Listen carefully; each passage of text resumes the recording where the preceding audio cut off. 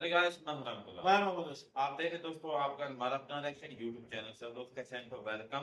तो बड़ी शानदार वीडियो है ये, यानी कि थैंक्स करते हैं हम इस भाई का जो वीडियो अब डेली लेकर आ रहा है। तो खान सर आई थिंक, तो वीडियो का टाइटल है US China trade war. Okay, Trump tariff global trade. तो कैसे ये दोस्तों, यानी कि जो टैरिफ लगा रहा है अमेरिका, उसके हिसाब से ये आपस में मैं तो एक मशवरा देना चाहता हूँ कि वाकई जो ट्रम्प है ना, उसका करवाना चाहिए, लाजमी चेक पहले करवाना चाहिए कि वो सत्या तो नहीं, कि मुझे लगता है वो पागल हो गए यकीन जाने। आए दिन एक नई से नई एक बयानबाजी कर रहे हैं। बिल्कुल। तो वीडियो देते हैं, उसके बाद अपना देते हैं रिएक्शन। जय हिंद। देखिए, अमेरिकी राष्ट्रपति ट्रम्प पगला गया है। भयंकर भयंकर टेरिफ लगा रहा है, लेकिन उस सारे देशों को टेरिफ से छूट दे रहा है, चाइना से छूट नहीं दे रहा है। एक्चुअल ये कहानी है ट्रम्प के जवानी की। जब वो 2008 में ट्रम्प था तो ट्रम्प टावर को लेकर वो चाइना गया था तो बड़ी धोखा खाया था चाइना में, तो समझते हैं। ट्रम्प एक्चुअल में एक बिजनेसमैन है और ये रियल इस्टेट के बिजनेस है। रियल इस्टेट मतलब बड़ी बड़ी बिल्डिंगें बनाना है और अपार्टमेंट लग्जरी बना के बेचना है। तो 2008 में इनका बिजनेस अच्छा अच्छा चल रहा था, लेकिन अमेरिका में मंदी आ गई। मंदी आने की वजह से जब भी कभी रिसेशन या मंदी आता है तो बैंक्स लोन नहीं देती है, और अमूमन आप देखिएगा लोग फ्लैट खरीदते हैं तो लोन लेकर कुछ पैसे दे देते हैं, कुछ लोन फाइनेंस करा देते हैं, गाड़ियां खरीदते हैं फाइनेंस करा देते हैं। आजकल लोग तो एसी फ्रिज कूलर भी लोग फाइनेंस खरीद के लेके आ जाते हैं। तो वो माइक्रो फाइनेंस भी आजकल आ गया, कुछ दिन में टूथब्रश भी मिल जाएगा फाइनेंस पे। तो 2008 में इतना भयंकर रिसेशन आया ना कि कोई फ्लैट वगैरह खरीद ही नहीं रहा था। तो ट्रम्प को चाहिए था कि एक ग्लोबल एक्सपेंशन करना जहां पर बहुत तेजी से रियल इस्टेट बूम कर रहा हो। तो 2008 का दौर था जब चाइना में रियल इस्टेट बहुत तेजी से बूम कर रहा था, बड़ी बड़ी बिल्डिंगें बन रही थी। ग्वांजाऊ, शेनजेंग, फूजान, वुहान, बीजिंग बहुत तेजी से विकसित हो रहे थे। तो ये ग्वांजाऊ में सोचते हैं कि बड़े बड़े लग्जरी अपार्टमेंट बना के बेचेंगे। उस समय चाइना के जो राष्ट्रपति थे वो थे हु जिनताओ, और प्रधानमंत्री थे बेन जियाबाओ। अभी राष्ट्रपति हैं सी जिनपिंग और प्रधानमंत्री हैं ली कोकियांग। तो आगे समझते हैं हम लोग। तो इन्होंने ग्वांजाऊ में बहुत सारा इन्वेस्टमेंट करने के लिए लगभग 130 बार आवेदन दिया। कोई ना कोई बहाना ढूंढकर 130 बार ट्रंप के आवेदन को एक्सेप्ट रिजेक्ट कर दिया गया। इस बात को लग गया ट्रंप को खराब, और ट्रंप उसके बाद इलेक्शन में लड़ा, और जब इलेक्शन जीता तभी से ये अमेर चाइना के खिलाफ है। कभी बोलता है कि कोरोना वायरस चाइना की देन है, कभी कहता है डब्ल्यूटीओ में, डब्ल्यूएचओ में चाइना रिश्वत दे देता है। तो हमेशा ये चाइना पे कुछ ना कुछ बोलते रहता है, ट्रेड वार कर देंगे, बर्बाद कर देंगे चाइना को। एकदम ननद भौजाई ऐसा लड़ते रहता है ये ट्रंप। तो ट्रंप आगे समझते हैं टेरिफ के बारे में, टेरिफ लगा दिया। देखिए, टेरिफ होता है कि जब हम कोई हमें सामान बेचेगा तो उसे हम टेरिफ लगा देते हैं ताकि उसका सामान महंगा हो जाए। टेरिफ का एक सीधा सा हिसाब है ताकि वो महंगा हो जाए। जैसे अभी देखिए टेरिफ क्या है हमारे यहाँ। इलेक्ट्रिक व्हीकल्स में महिंद्रा अच्छा काम कर रही है, टाटा अच्छा काम कर रही है। अगर अभी से हम लोग इलॉन मस्क की कंपनी को, इनकी जो कंपनी तसला है, ये तसला कंपनी को अगर हम इंडिया में एंट्री दे देंगे ना, तो भर गांव गांव तसला घूमने लगेगा सस्ता में। इसलिए हम लोग इसके ऊपर टेरिफ लगाते हैं 100%। अभी पगला जाता है, इसका तसला महंगा हो जाता है। तो महंगा जब हो जाता है तो कोई खरीदेगा नहीं, जिस वजह से भारत की महिंद्रा और टाटा जैसी इलेक्ट्रिक व्हीकल्स बढ़ेंगी। अब अगर कहता है कि भाई देखो, तुमको अगर तुम इंडिया में प्लांट लगा दोगे तो 30% लगाएंगे, तो इंडिया में प्लांट लगाएगा तो रोजगार भी मिल जाएगा। तो ये इस वजह से लगाया जाता है। अब जैसे भारत में सोयाबीन को देखिए, मध्य प्रदेश में सोयाबीन होता है, अमेरिका में खेत बहुत बड़े बड़े हैं, वहां पे सोयाबीन ज्यादा हो जाता है। तो अगर हम सोयाबीन पे टैक्स ना लगाएं, अमेरिका के सोयाबीन पे टेरिफ ना लगाएं, तो भारतीय किसानों का सोयाबीन जो होता है उससे सस्ता आ जाएगा अमेरिकी किसानों का सोयाबीन। इस वजह से भारतीय किसानों का सामान सस्ता हो मतलब उतना नहीं बिक पाएगा। धीरे धीरे वो किसान सोयाबीन उगाना छोड़ देंगे, 10-20 साल बाद वो टेक्नोलॉजी भूल जाएंगे, और जब कभी अमेरिका चाहेगा तो उस पर रोक लगाने के लिए तो रोक लगा देगा, हमारे यहाँ से सोयाबीन गायब हो जाएगा। वैसे ही टेक्नोलॉजी में अगर गाड़ियों बनाने, हवाई जहाज बनाने में हम अगर टेरिफ नहीं लगाते हैं तो हम लोग बना ही नहीं पाएंगे। जैसे हवाई जहाज मामले में हम लोग हवाई जहाज खरीद के डायरेक्ट लेते आए, उस पर कुछ खास टेरिफ लगाए नहीं। यही वजह हुआ कि भारत में आज हवाई जहाज मैन्युफैक्चरिंग एकदम खत्म हो गया। तो टेरिफ लगाना अच्छी चीज़ है। टेरिफ का दो ही मकसद होता है, अपनी टेक्नोलॉजी को बढ़ावा देना और किसी भी दूसरे चीज़ों को सस्ते दाम पे एंट्री होने से रोकने के लिए। लेकिन ट्रंप जो है वो पगला गया है, एगो लिस्ट लेके आया पीडीएफ लेके, दन दन आदन पढ़ दिया कि इस देश पे इतना, इस देश पे इतना, भारत पे लगाया 26%, और दंदना के पढ़ दिया यहाँ पे टीपी लगाया हुआ था, टेलीप्रॉम्प्टम। टेलीप्रॉम्प्टम पे ही बड़े बड़े बड़े लोग पढ़ते हैं, यहाँ से इस पे देखते हैं, इस पे लिखा हुआ रहता है, इसके नीचे वो एक मिरर होता है, स्क्रीन होता है, वहीं से पढ़ देते हैं, टीपी बोलते हैं, टेलीप्रॉम्प्टर। यहाँ पे पढ़ दिया दन दन आके। हद तो तब हुआ यहाँ पे, हर्ड और मैकडोनल्ड आइलैंड जो ऑस्ट्रेलिया के पास यहाँ पर है, यहाँ पे भी अमेरिका ने टेरिफ लगा दिया, कहा कि यहाँ पे भी टेरिफ लगा देंगे। और यहाँ कोई रहता ही नहीं है, यहाँ केवल रहते हैं सब तो पेंगुइन रहती है, सील मछली रहती है, पोलर बियर रहते हैं सब, तो बस यही सब रहते हैं सब वहां पे। ये सब का टैक्स देगा सब, बेचारा यो टेंशन में है ट्रम्प से वजह से। टेंशन नहीं लो, तुमसे टैक्स कौन वसूलने आएगा यहाँ पे, लेकिन लगा दिया, इन लोग के ऊपर भी टैक्स लगा दिया। अब देखिए सबसे ज्यादा अमेरिका जो है डोनाल्ड ट्रम्प सबसे ज्यादा खपा है तो चाइना से, फादर ऑफ कोरोना से। ये चाइना के जो राष्ट्रपति और ट्रम्प के बीच में एकदम आमना सामना अब हो गया है। चाइना जो है, जैसे इधर ट्रम्प टैरिफ लगाते हैं उधर से चाइना भी लगा देता है। इंडिया पे तो 26% हुआ, इधर से ट्रम्प लगाते लगाते 245 पहुंच गए, तो चाइना लगा दिया 245। हमको लगता है मोदी जी के दोस्ती का असर हो गया ट्रम्प को भी, अब की बार 400 पार है, तुम भी 400 पार कर देना, तुम भी काहे लिए यहीं रुक रहे हैं यहाँ पे, मोदी जी भी इतने के आसपास रुक गए। 400 हिलाओ, 400 एक कमर तोड़ दो, फादर ऑफ कोरोना का। खैर अब हम समझते हैं कि किस किस स्टेप से, इस स्टेप से, इतने लंबे टेरिफ के स्टेप से अमेरिका को कहाँ कहाँ फायदा होगा। देखिए अमेरिका को फायदा कैसे होगा कि अमेरिका की जनसंख्या कम है और उसकी ज्यादातर जमीन उपजाऊ है। ज्यादातर जमीन उपजाऊ होने की वजह से जो अमेरिका है ये मक्का का उत्पादन, सोयाबीन का उत्पादन बहुत ज्यादा कर देता है और ये दूसरे देश को बेच देता है। वही चाइना की अधिकांश जमीन जो है बंजर है, पथरीली है, रेगिस्तान है, पर्वत पठार है, तो वो ज्यादा ना मक्का उगा पाता है ना ही सोयाबीन उगा पाता है। लेकिन यही मक्का और सोयाबीन को हम लोग दाना बना के सुअर को देते हैं। और चाइना में सबसे ज्यादा अगर किसी चीज का मीट खाया जाता है तो पोर्क यानी सुअर का मीट खाया जाता है। चाइना में 40 करोड़ सुअर रहते हैं सब, और इन्हीं सुअरों को मार के वो चाइना वाले खाते हैं सब। उनका यही, जैसे इंडिया में अगर नॉनवेज की बात करें सबसे ज्यादा चिकन चलता है, कहीं से भी इजीली जगह पे होटल वगैरह ढाबा पे कहीं मिल जाता है, वैसे ही वहाँ सुअर मिल जाता है। अब जो सुअर है उसको 5 करोड़ टन सोयाबीन चाहिए हर साल अमेरिका से, और 10 करोड़ टन मक्का चाहिए।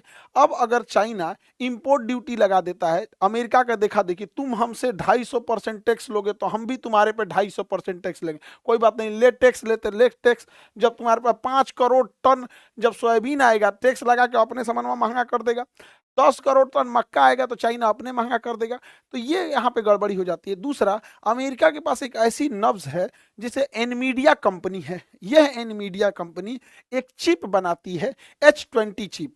ये एनमीडिया कंपनी जो है, ये जो चिप बनाती है, यही चिप का यूज होता है आर्टिफिशियल इंटेलिजेंस में, और इसे केवल और केवल एनमीडिया कंपनी बनाती है। तो चाइना का जो आर्टिफिशियल इंटेलिजेंस है, AI है, जो उसका डीप सीक है, ये सब धारा का धारा रह जाएगा। तो अमेरिका इस पर प्रतिबंध लगा दिया है, जिससे कि चाइना को थोड़ी सी दिक्कत आएगी। लेकिन चाइना ने क्या किया है, इस ट्रेड वार को बड़े अच्छे से सोशल मीडिया का यूज करके अपने फेवर में लिया है। जितने भी अमेरिका के लग्जरी ब्रांड थे जो बिना मतलब बेवकूफ बनाते थे, पराडा, गुची, डियोर, ये सब जितने भी बड़े बड़े, बर्बरी, लुई विटॉन्स, ये कंपनियां जो है पर्स बनाते थे, कोई लग्जरी कपड़ा बनाते थे। अब एगो पर्स बनैले है यहाँ पे, वो पर्स कितना का बेच रहा है, 3.5 लाख का पर्स, 3-3.5 लाख का पर्स है। और जबकि ये चाइना में बनता है, और चाइना में बन के बस इसके ऊपर जब इटली या फ्रांस का मोहर लग जाता है, और उस चाइना का कहना है कि भैया हम इसको 15-20 हजार में बना देंगे, इसी के ऊपर लेबल लगा के 2.5-3 लाख में क्यों खरीदोगे, डायरेक्ट हमसे खरीदो। और इन्होंने हर चीज को दिखा दिया कि कैसे कैसे है, डियोर का पर्स वगैरह। इससे क्या हुआ, फायदा क्या हुआ चाइना को, चाइना का टिकटॉक अभी भी अमेरिका में बैन नहीं है। याद करिए 2020 जब भारत में भी टिकटॉक था, ये जो शॉर्ट वीडियो घसा घस जो ऑनलाइन आप लोग ऑर्केस्ट्रा देखते हैं, इसे नचनियन सबको धनाधन घसका के, वो टिकटॉक ने ही सबसे पहले चालू किया था। टिकटॉक को देखा देखी फेसबुक आया और इंस्टाग्राम आया और यूट्यूब ने अपने शॉर्ट्स लाया, और भारत ने टिकटॉक को बैन कर दिया। लेकिन अमेरिका में टिकटॉक बैन नहीं है। इसी वजह से चाइनीज जो मैन्युफैक्चरर्स हैं सब, वो सब उस टिकटॉक पे वीडियो बना के दिखा रहे हैं सो कि देखो यहीं पे ये तुम्हारी 3 लाख का बैग है जो हमारे यहाँ 10 हजार में बन रहा है, तुम्हारे यहाँ 50 हजार का जूता है हमारे यहाँ 4 हजार में बन रहा है। तो यही सब चीजें कर रहे हैं। इसी पे गलती क्या हुआ, चाइना का विरोध करने के लिए व्हाइट हाउस से जो स्पोक पर्सन थी वो आके कहती है कि चाइनीज प्रोडक्ट का बाइकआउट कीजिए, जबकि ये चाइनीज कपड़ा पहनी हुई थी। तो चाइनीज सब इसको भी दिखा दिया था कि देखो ये सब हमारे ही यहाँ से बना हुआ है। इवन चाइना को बाइकआउट करने के लिए टी-शर्ट छपाया गया कि बाइकआउट चाइना, वो भी दिखाया गया कि देखो ये टी-शर्ट भी छप जो रहा है ना, बाइकआउट चाइना, ये भी चाइना में छप रहा है। तो चाइना मैन्युफैक्चरिंग हब बन चुका है, उसके पास सस्ते लेबर भी हैं, डिसिप्लिन्ड लेबर भी हैं और स्किल्ड लेबर भी हैं। हमारे यहाँ क्या है, हमारे यहाँ लेबर सस्ते हैं, बट क्या है कि कोई नेता आके उनको भड़का देगा तो भी अलग हो जाएंगे। स्किल्ड के मामले में उनकी गरीबी इतनी ज़्यादा है, कहाँ से स्किल्ड सीख पाए यहाँ, तो बड़ा ज़्यादा यूनियनबाजी है, ये सब चीज़ है। लेकिन चाइना में ये सब नहीं है। चाइना के पास, चाइना ने ये जो दवाइयों को प्रतिबंध लगाया है, तो बहुत सारी दवाइयाँ चाइना से अमेरिका में जाती है, वो महंगी हो जाएंगी। एक्चुअल में अमेरिका का हेल्थ सिस्टम बहुत महंगा है। अगर कोई अमेरिका में रहते होंगे और उनके पास इंश्योरेंस नहीं होगा तो बेचारे बिक जाएंगे इलाज कराते कराते, बहुत महंगा है यहाँ पे। चाइना से लेदर के सामान जाते हैं, चाइना से कपड़े जाते हैं। अब अमेरिका ने इस पर टेरिफ लगा दिया है, तो ये अमेरिका वालों को बहुत ही महंगे रेट पे पड़ेंगे। अभी से ही जितने इलेक्ट्रॉनिक आइटम है, चाहे ड्रोन है, कैमरा है, मोबाइल है, लैपटॉप है, कोई भी इलेक्ट्रॉनिक आइटम्स है, उस पर चाइना की मोनोपोली है। इतना जल्दी अमेरिका टेरिफ लगाकर इन सारे चीज़ों को रोक तो देगा, लेकिन इससे चाइना, अमेरिका के अंदर ही लोगों की महंगाई बढ़ने की वजह से दिक्कत आएगी। हालांकि कुछ समय तक अमेरिकी लोग इतने भी गरीब नहीं हैं, कुछ समय तक इसे झेल सकते हैं, लेकिन ज़्यादा समय तक झेलने के बाद उल्टा ये ट्रंप को भारी पड़ जाएगा। अभी देखिए, इसी को विरोध दिखाते हुए शी जिनपिंग ने ट्रंप के इस स्टेटमेंट के विरोध में, अमेरिका की एक कंपनी है बोइंग, ज्यादातर जहाज इंडिया में ना दो ही कंपनी की दिखेगी, बोइंग की मिलेगी या तो एयरबस की मिलेगी। यूरोपीय कंपनी की है एयरबस, फ्रांस के टूलूज में बनता है। अमेरिका में है बोइंग। बोइंग से आने वाला था 179 जहाज, जो कि एयर चाइना खरीद रही थी, चाइनीज एयरलाइन। इसने एक ऑर्डर को कैंसिल कर दिया, कहा कि रखे रहो यहाँ पर। इससे कि करोड़ों रुपए का लॉस लग गया बोइंग कंपनी को। इसको लॉस लगेगा तो ये करोड़ों रुपए का सरकार को टैक्स का लॉस जाएगा, तो सरकार पे दबाव बनेगा। इसने कहा कि भाई हम नहीं लेंगे, फिलहाल हम इसके लिए यूरोप से ले लेंगे, यूरोप का एयरबस ले लेंगे। लेकिन चाइना यही नहीं रुका है, वो अपने तत्काल जरूरतों को पूरा करने के लिए बोइंग को नकार कर एयरबस पे जाके शिफ्ट हो रहा है। एयरबस जो कि यूरोपीय कंपनी है, लेकिन चाइना इससे आगे निकलेगा। वो ना बोइंग का जहाज लेगा, ना वो एयरबस का लेगा। चाइना अपना बना रहा है C919। C91 चाइना का जहाज है, बहुत बेहतरीन है और अच्छे से ट्रायल करके चाइना ने बना ही लिया है। और साथ ही रसिया ने भी बनाया है MC21, ये भी जहाज है। तो फ्यूचर में चाइना अपना मेड यूज रखेगा और कुछ रशियन जहाजों को रखेगा। ये और भी बेहतर है MC21, ये बहुत ज्यादा चौड़ा है, कंफर्टेबल है। इस सब में तो लगता है मुर्गी दरबा में घुसा दिया है। तो चाइना जो है वो इकोनॉमिकल वार वैसे ही लड़ता है जैसे जमीनी लड़ाई पर इजराइल लड़ता है। इजराइल की नीति है, तुम थोड़ा सा मारो, हम तुमको घर घुस घुस के मारेंगे। चाइना कहता है हमको लड़ाई नहीं लड़ना, हम फाइनेंशियल इकोनॉमिकल लड़ाई लड़ेंगे और घुस घुस के मारेंगे वहां पर। तो इसी वजह से चाइना भारी पड़ता दिख रहा है।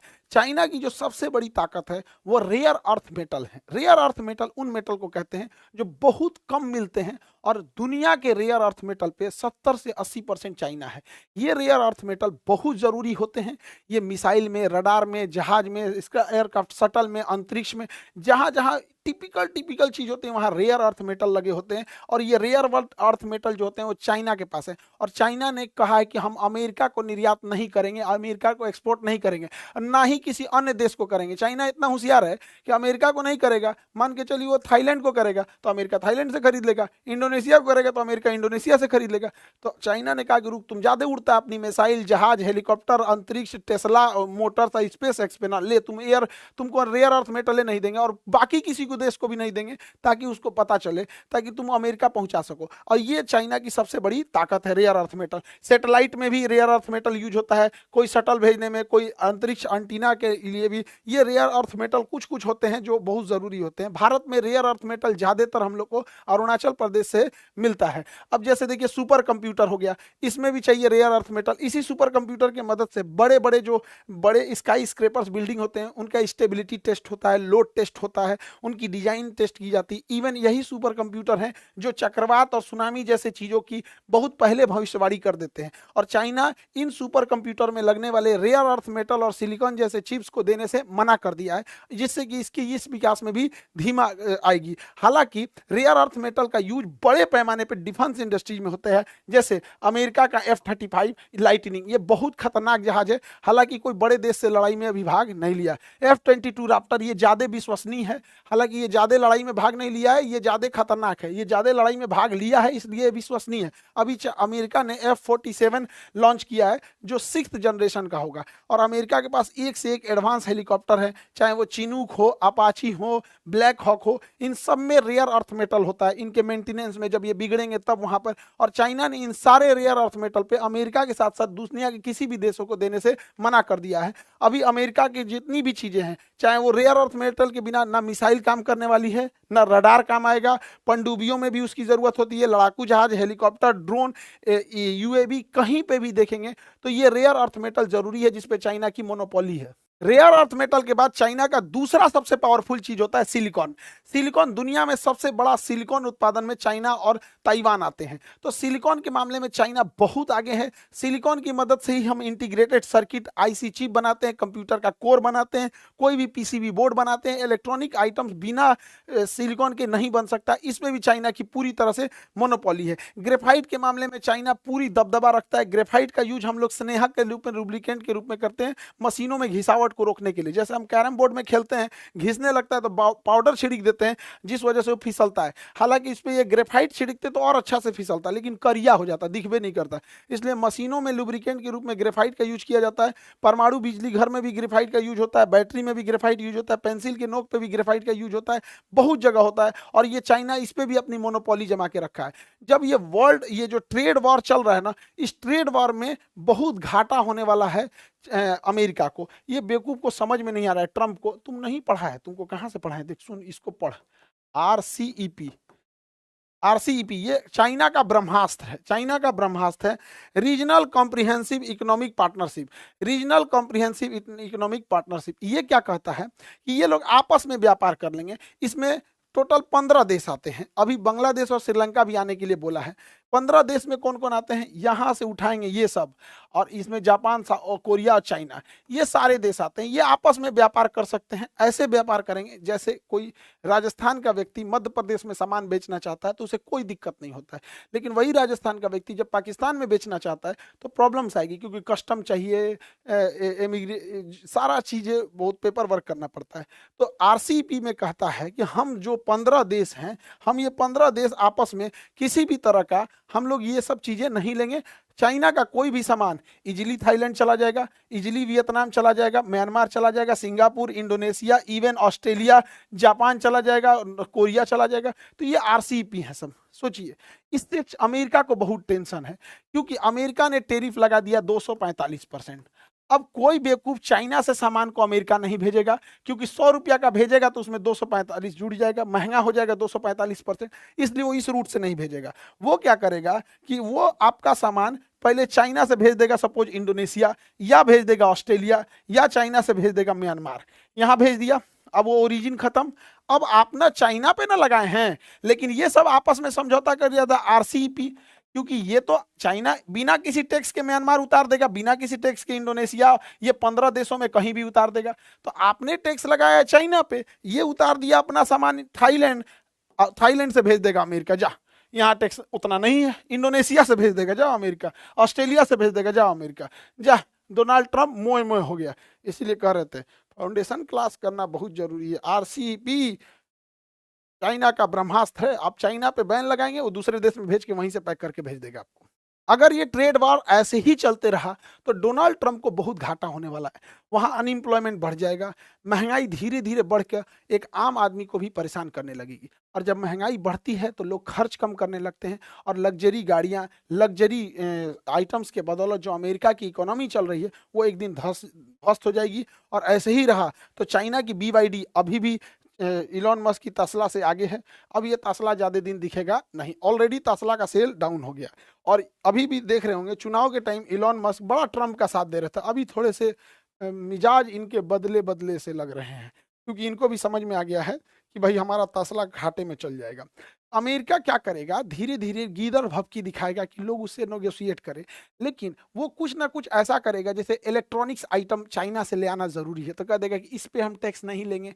मतलब हम लेंगे, दिखाने के लिए लेंगे भी, उस चीज़ों पे लगा देंगे जो बहुत कम आता है।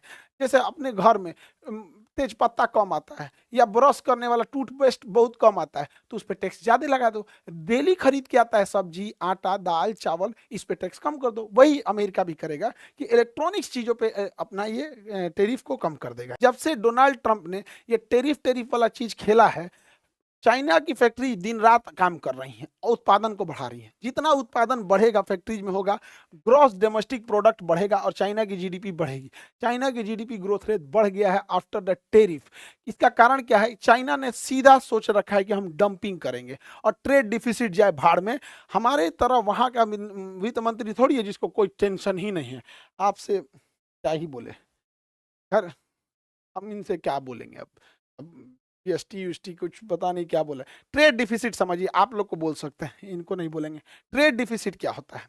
अगर हम ट्रेड डिफिसिट को ऐसे समझें कि हम चाइना को 100 रुपये का सामान बेचे, तो हमने निर्यात किया 100 रुपये का और चाइना ने हमें बेच दिया 500 रुपये का, तो भारी पड़ गया चाइना। तो चाइना बेचा 500 का, हम बेचे उसको 100 का, तो हमको ट्रेड डिफिसिट घाटा लग रहा है 400 रुपये का। अब समझिए चाइना क्या करता है। हम लोग चाइना को बहुत कम सामान बेच पाते हैं। हम लोग चाइना से मंगाते हैं 113 बिलियन डॉलर का और बेच पाते हैं महज 14 बिलियन डॉलर का। सोच सकते हैं, लगभग हमारा ट्रेड डिफिसिट व्यापार घाटा 100 बिलियन डॉलर का है। 100 बिलियन डॉलर का घाटा है। बहुत शर्मनाक चीज है हम लोगों के लिए। चाइना का कहना है कि ठीक है इंडिया, आप भी अपना एक्सपोर्ट बढ़ा लीजिए, आप भी बेचिए हमारे यहाँ कुछ, आइए बेचिए। हम लोग कुछ बेचिए नहीं पाते हैं चाइना में। क्या लगता है हमारे यहाँ फिनिशिंग गुड चाइना से अच्छे और चाइना से सस्ते हैं? नहीं है। वहाँ के इंजीनियरों ने, वहाँ के लोगों ने बहुत डेवलप किया। हम लोग कुछ बेचिए नहीं पा रहे हैं। हम लोग क्या बेच रहे हैं? तो चावल बेच रहे हैं, नेचुरल चीजें जो उगा रहे हैं वो सब बेच रहे हैं। इलेक्ट्रॉनिक आइटम तो हम बेच नहीं पाएंगे। ये तो हाल हो गया है हम लोग का। क्या बेचे? इडली, डोसा, सांभर, वो तो बेच दिया अपना। चाउमीन, बर्गर, मोमो, डिमसम, दुकुन चीज ले आके बेच दिया यहाँ पे। तो होता है यहाँ पे। अभी समझिए, अभी भारत को और लगने वाला है घाटा। घाटा क्यों लगने वाला है? क्योंकि चाइना पे बढ़ गया है टेरिफ। अब चाइना यहाँ पर बेच नहीं पाएगा, तो अमेरिकी व्यापारी क्या करेंगे? सब भारतीय व्यापारियों से टाई अप करेंगे और चाइना से सामान अब आएगा इंडिया, और इंडिया से फिर जाएगा अमेरिका। इंडिया से फिर जाएगा अमेरिका। इससे तो जो भारत के कुछ व्यापारी हैं उनको फायदा होगा कि भैया वो सस्ता में खरीदेंगे, कुछ मार्जिन रख के अमेरिका को बेच देंगे। और अमेरिका में जो व्यापारी बिजनेसमैन है वो भी हो जाएगा कि भैया कौन जाएगा 245% देने का, इधर से ले लेते हैं 20-25% पे यहाँ से। लेकिन जो भारत का इंपोर्ट है वो तो और बढ़ जाएगा। इंपोर्ट बढ़ेगा, हम लोग एक्सपोर्ट कर ही नहीं पा रहे हैं, तो हमारा जो ट्रेड डिफिसिट है वो और बढ़ जाएगा। अब ये ट्रेड डिफिसिट 120-130 बिलियन डॉलर चल जाएगा, तो यकीन मानिए कि अगर जिम्मेदार, पता नहीं अब मैडम को ट्रेड डिफिसिट के बारे में वित्त मंत्रालय वाले अधिकारी बताए हैं सब कि नहीं बताए हैं सब, लेकिन मैडम बहुत खराब चीज होता है।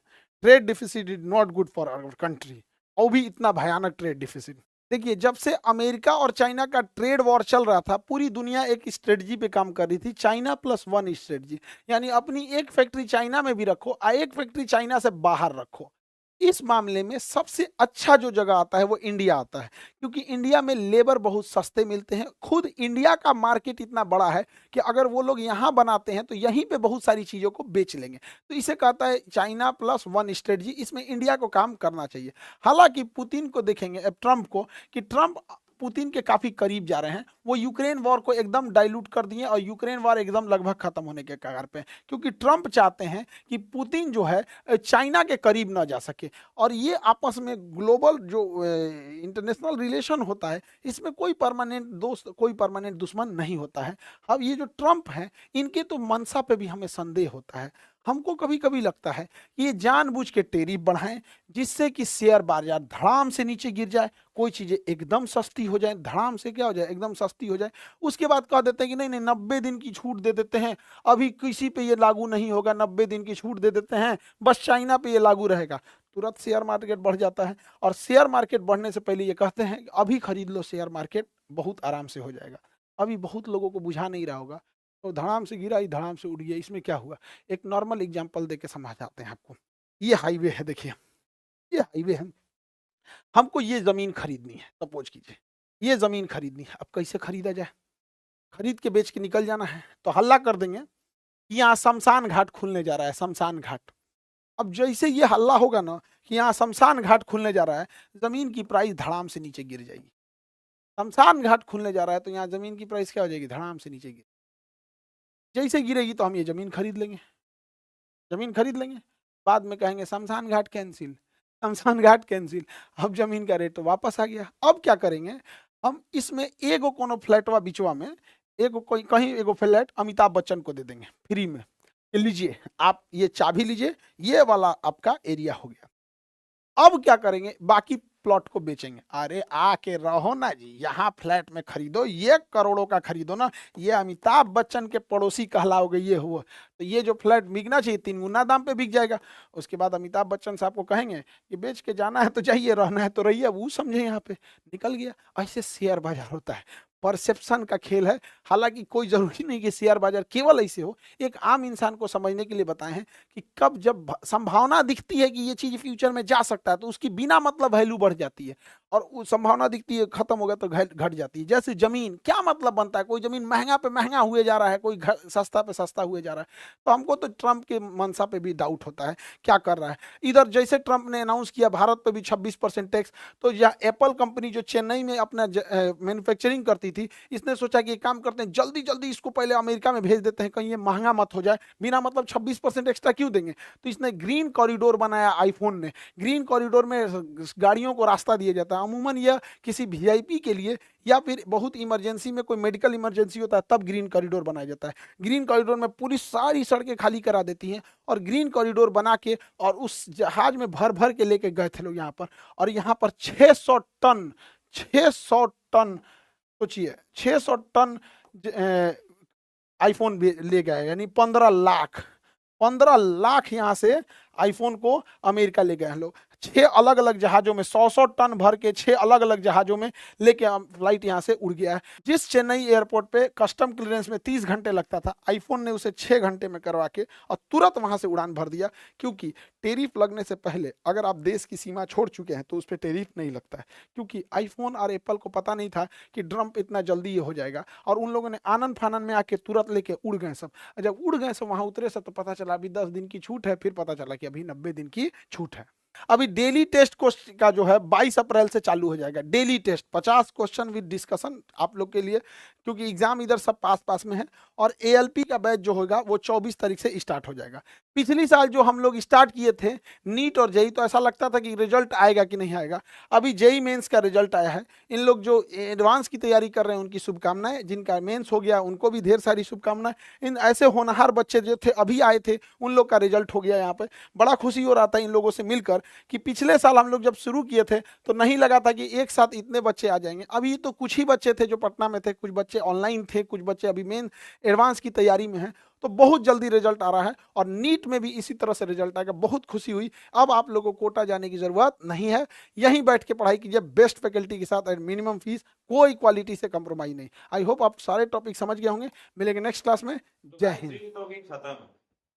बाकी यार उसका कहीं से चेकअप करवाना चाहिए। बहुत लंबी वीडियो थी, वही का बहुत हर लिहाज से 5 सर जो है हर टॉपिक उन्होंने डिस्कस किया, बड़े अच्छे तरीके से हमसे समझाया।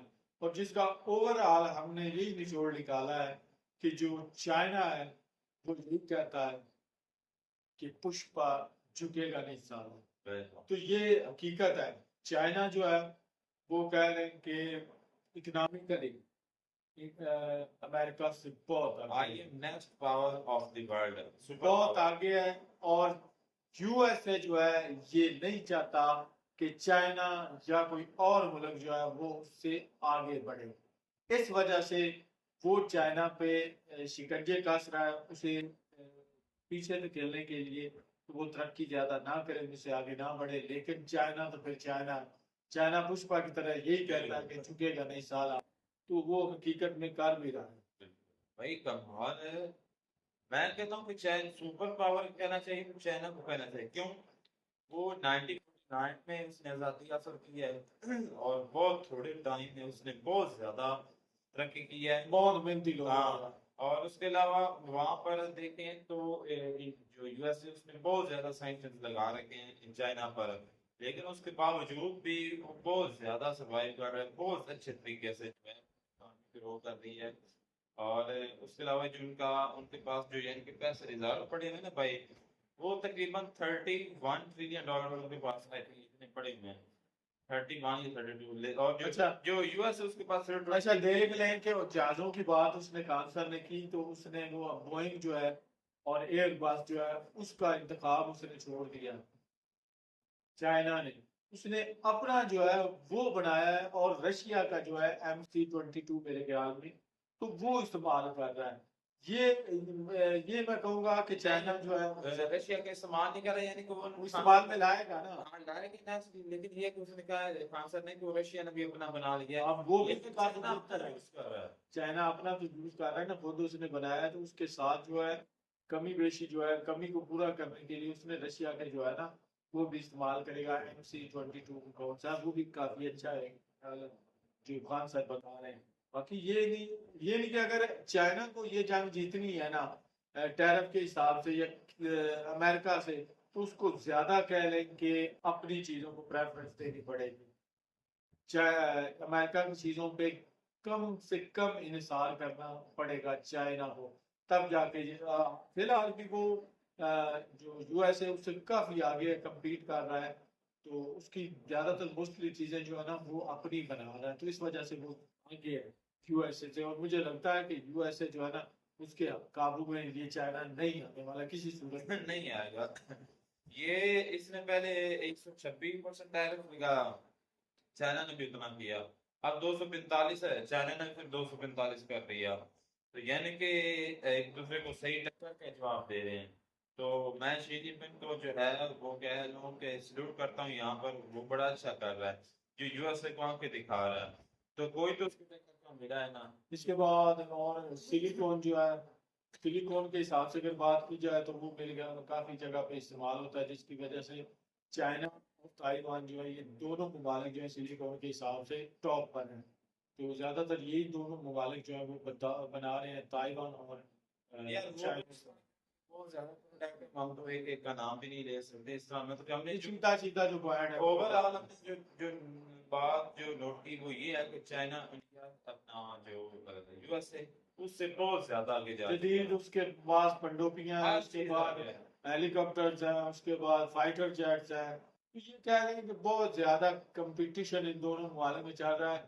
अमेरिका असल में चाहता है कि इसको अपने से नीचे रखे, लेकिन चाइना जो है वो रुकने का नाम नहीं लेता, वो आगे बढ़। वो चाइना इंडिया अपना यूएसए तो यूएसए रह गया भाई, अपना इंडिया क्या बात है, इंडिया इतनी जो है चाइना को नहीं कम्पीट कर सकता। लेकिन एक बात है कि एक वाहिद ये मुल्क है जो इसकी अप्रोच से बाहर है। हाँ बिल्कुल ऐसे ही। चाइना जो है ना एक चाइना वाहिद नहीं, मुल्क और है। रशिया भी। चाइना नहीं, वो तो चले उसको इतनी ज्यादा उसकी कह लें कि इनोवेशन नहीं है जितनी चाइना की है। चाइना वाहिद मुल्क है, मैं कहता हूँ कि जो यूएसए की अप्रोच से बाहर है। यूएसए उसको कभी कम्पीट नहीं कर सकता। बिल्कुल भाई। यार वो उनका जो है ना वजीर खारजा वहां पर जाते फॉरेन मिनिस्टर लिंकन है, जो कि उसकी गवर्नमेंट में था जो बाइडेन की, तो वो बिल्कुल से वहां पर चला गया। तो उसकी अच्छी खासी कुत्ते का हाँ उनको वहां पर उसको रिसीव किसी ने रिसीव नहीं किया। भाई कमाल है। तो ना को रेड कार्ड यानी कि कुछ भी नहीं, रेड कार्ड वो एक किस्म का तमाचा था ना उनको हाँ। कि आप होंगे सुपर पावर, बाकी कोई उन्होंने सिर्फ ये बताया था कि आप होंगे सुपर पावर बाकी मुल्कों के लिए, हमारे लिए नहीं है। हम अपने पाँव पे खड़े हैं, अपने पाँव पे जान है, तो आप अपने जिनके हैं सुपर पावर आप उनके लिए ही पता हैं। नहीं और इसके अलावा डोनाल्ड ट्रम्प जो है वो 130 मरतबा उन्होंने कहा है हाँ कि रियल एस्टेट के बना ले। हाँ वो बिजनेस के हवाले से वो कह रहा था कि उसने 130 मरतबा बोला था कि मैं आपके साथ करना चाहता हूँ रियल एस्टेट का कारोबार करना चाहता है। बिजनेस। तो चाइना ने 130 मरतबा उसको इनकार किया है। ये होती है अपने बलबूते पे खड़ा होने की ताकत, तो चाइना दिखा रहा है यूएसए को। अच्छा ये आप मुझे तो लगता है जो ट्रम्प है ना जाती जो हवस है वो बदला जो है ना वो ले संकी सा बंदा है, ढीला है, स्क्रू इसका ढीला है दिमाग का, तो जिस तरफ इसका रुझान हो जाए उस तरफ ये ज्यादा कभी अच्छा इंडिया पर 26% लगा ये क्या है हर चीज। आप पे कितना लगा? मेरे ख्याल 37 लगा, मुझे लगता है 37 लगा या 27 लगा, मुझे लगता है। पाकिस्तान के। हम तो पहले डूबे हैं, तुम्हें भी साथ लेके कोई डूबेंगे नहीं। सनम। तो ये तुम्हारे यहाँ हमें तो कोई नहीं है। हम तो पहले, हमारी गवर्नमेंट बगैर थे, हमारे ऑफिशियल वो तो बगैर थे। इनके फैक्ट है। हाँ, तो लेकिन इंडिया खुद को कहता है कि हम ये अपने बड़े मुल्क वगैरह हम तो बड़े खुददार ये को कहते हैं, लेकिन इंडिया ने कोई बात नहीं की है। चाइना ने सही इंडिया को चाइना क्या ने- फर्क पड़ता है भाई। भाई चाइना, मैं कहता हूँ कि एक बहुत अच्छी कंट्री है भाई चाइना। चाइना हर लिहाज से जो मुझे नजर आ रहा है ना, वो इंडिया के इमरान रियाज खान नहीं बोलता था अपनी अक्सर तकरीर में कि टक्कर के लोग मिले हैं, तो भाई यूएसए को अगर कोई टक्कर का मिला है ना तो वो चाइना मिला है। हाँ बिल्कुल जो उसकी कह रहे हैं कि धुआं निकाल रहा है उसका। बिल्कुल। और ना ही हमने कभी कोई ऐसा सुना है कि वहां पर कोई प्रेसिडेंट मारा गया हो, वहां पर कोई ब्लास्ट, कभी हमने चाइना में नहीं सुना। भाई ये कमाल की कंट्री है। मैं तो बहुत ज्यादा इससे कह रहा हूँ कि मुतासिर हूँ। बाकी ओवरऑल बात की जाए तो भाई चाइना को कम्पीट करना अमेरिका के लिए मुश्किल ही नहीं बल्कि नामुमकिन भी है, क्योंकि ज्यादा चीजें जो है वो अपनी बनाई तैयार करना जो है इस्तेमाल कर रहा है। और इसके बाद अगर डोनाल्ड ट्रंप की बात की जाए तो वो बाकी पूरी दुनिया की तरह यही समझता है कि हम जिस पर मर्जी अपना रोक दबदबा झाड़ लेंगे तो आगे से नहीं घुसकेगा। बिल्कुल, यही बात वो ये चाइना के गलत लिए, की बात है। ये भी चाइना के लिए वो कर रहा है, लेकिन चाइना उसका बाप है भाई, इकोनॉमिकली बहुत ज्यादा स्ट्रांग है। वो डंके की चोट पर उसके साथ मुकाबला कर रहा है। 245% उसने लगाया तो आगे से उसने भी 245% लगा दिया। इसको कहते हैं कि टक्कर के लोग, बिल्कुल टक्कर का मतलब। बिल्कुल। तो मिलते नहीं मिनट ऑफ साथ